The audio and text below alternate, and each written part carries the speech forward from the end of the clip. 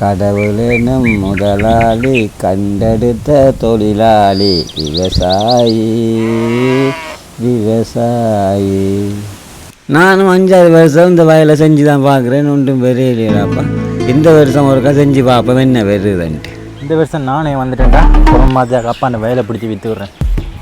மாத்தையா கொழும்பு மாத்தையா கனிய மாத்தையா பில்டிங்க கட்டையா.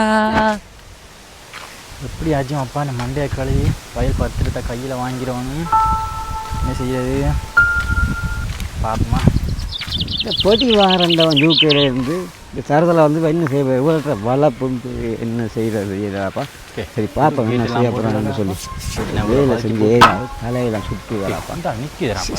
என்ன செய்ய அப்பா அப்பா தம்பி வந்து அப்பு ஐயோ நல்லா சுகங்களா சுகங்களா இப்போ வந்த நீ இப்போ தலைமையில மட்டும் என்ன ஸ்டைல் தம்பி கையும் ஓடிக்கல எனக்கு நீ வந்துட்டால எஞ்சி வர்றாரு.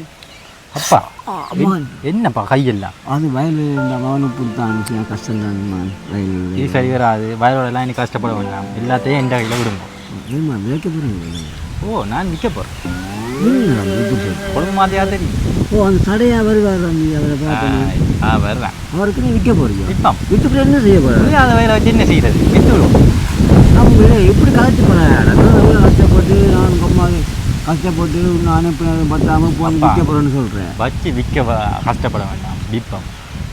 தம்பி அவன் கொழும்பு மாத்தியாக வந்து உண்டா கொழும்பு மாத்தியாக இங்கே வந்து பில்டிங் கட்டுறது அதை பார்ப்போம் இருக்கா.